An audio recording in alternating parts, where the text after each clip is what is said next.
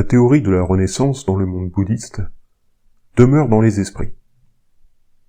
C'est d'ailleurs l'une des raisons pour laquelle nous savons beaucoup de choses sur la mort, parce que certains se souviennent de leur vie passée, ainsi que de leur mort qui se répète systématiquement. Par la théorie de la Renaissance, nous aurions ainsi tous déjà connu la mort. En sachant cela, nous devons apprendre à changer. En reconnaissant les signes du caractère non durable de la vie, nous commençons vraiment à nous préparer à la mort. Si nous croyons que toutes nos actions sont durables, nous ne pouvons pas connaître l'enseignement. La vie est faite de douleurs et de souffrances, et ces états de conscience doivent être exploités comme des opportunités pour accepter la mort. Nous avons vu la leçon du caractère non durable de la vie, il est maintenant temps de voir une leçon peut-être encore plus difficile, le lâcher-prise, bien que ces deux leçons soient étroitement liées. En effet, l'être humain aime s'attacher aux choses parce qu'il n'a pas encore bien saisi le caractère universel du changement. Nous croyons que l'attachement permet la sécurité et la paix, mais c'est l'effet inverse qui se produit. Nous récoltons la souffrance.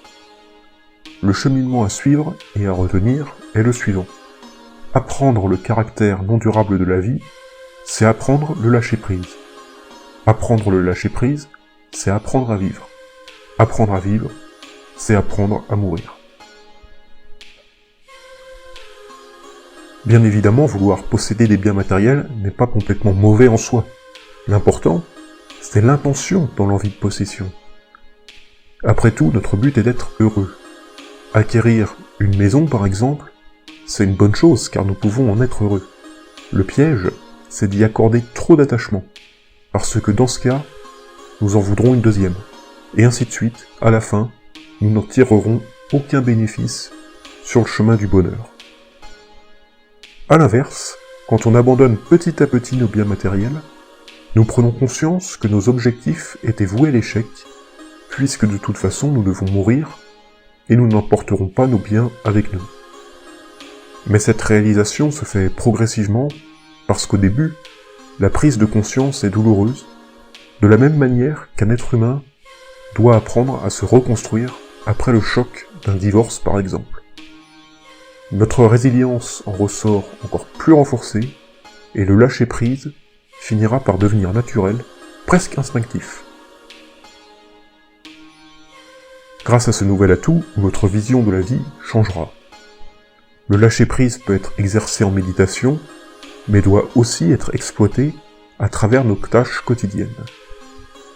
Quand nous étions étudiants, nous apprenions nos leçons sans avoir la possibilité d'en exploiter les acquis, puisque nous n'avions pas encore de travail. En étant embauchés, nous avons cette possibilité. C'est un peu pareil avec le lâcher-prise. On l'apprend en méditant, et on l'exploite dans notre vie. En suivant ce fil conducteur progressif, le changement paraîtra automatiquement plus souple et moins douloureux. Votre connaissance sur cette vérité s'agrandira au fur et à mesure que vous le réaliserez. Je vous remercie, cette vidéo se termine pour aujourd'hui, et on se retrouve très vite, dès la semaine prochaine.